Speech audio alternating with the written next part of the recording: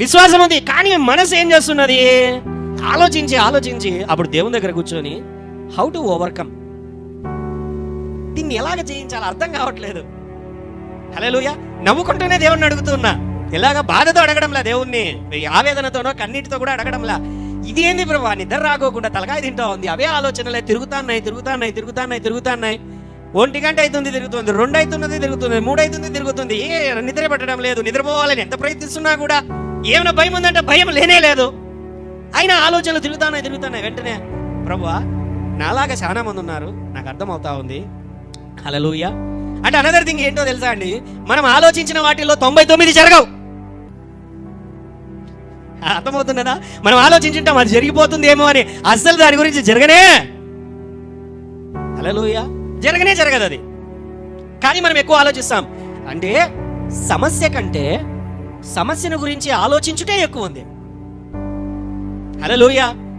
Problem is not the problem, but thinking about the problem has become the problem. Hallelujah. సమస్య కాదు, సమస్యను గురించి ఆలోచించుటే ఎక్కువగా ఉంటున్నది.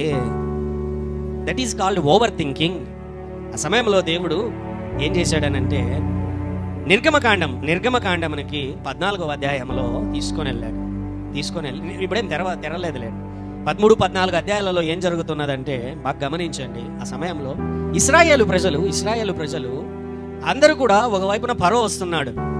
హల్లెలూయా. ముందట చూస్తే ఎర్ర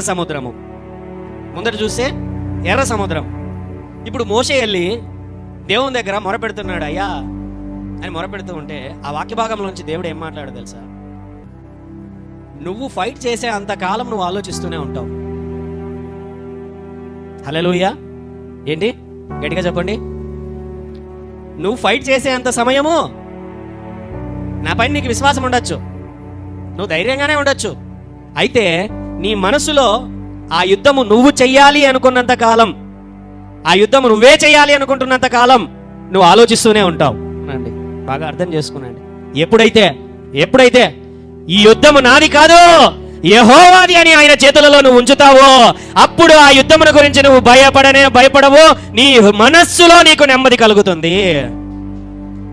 హల్లెలూయా.